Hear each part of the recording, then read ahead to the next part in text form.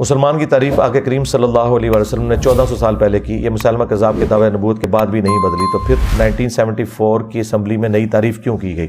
وہ کورالری کے طور پہ کرنی پڑی ہے، اور یہ ایسا کرنا ضروری ہو جاتا ہے جب فتنے کھڑے ہوں، تو پھر آپ نے فتنوں کے تدارک کے لیے ہر چیز کو ایک جگہ جمع کرنا ہے۔ مجھے بتائیں، اس کو تو چھوڑ دیں، نبی علیہ السلام نے جو بھی چیزیں ارشاد فرمائی ہیں، ہمارے بنیادی عقیدہ کیا ہے؟ توحید، رسالت اور آخرت ہے نا۔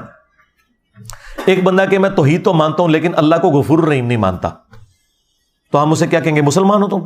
بتائیں۔ اب آپ کہیں نہیں، لا الہ الا اللہ میں تو کوئی نہیں لکھا کہ اللہ غفور الرحیم ہے، تو آپ نے یہ 74 کے آئین میں کیسے غفور الرحیم بھی داخل کر دیا؟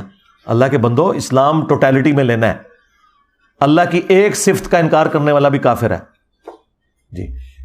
جب رسول اللہ کلمہ پڑھاتے تھے تو اس میں یہ بھی نہیں کہتے تھے کہ قرآن کو محفوظ ماننا ہے، کہتے تھے اشہد ان لا الہ الا اللہ واشہد ان محمد عبدہ ورسولہ، میں کہیں قرآن کا ذکر ہے، کہیں عقیدہ آخرت کا ذکر ہے، لیکن یہ ساری اس کی کورالریز ہیں۔ کسی ایک جز کا بھی انکار کر دیں گے نا جو میجر پورشن ہے، تو سارا زیرو سے ملٹیپلائی ہو جائے گا۔ سمجھ آئی آپ کو بات؟ سمجھ آئی؟ سمجھ رہے ہیں نا؟ ہاں، عقل سے کام لیں اپنی۔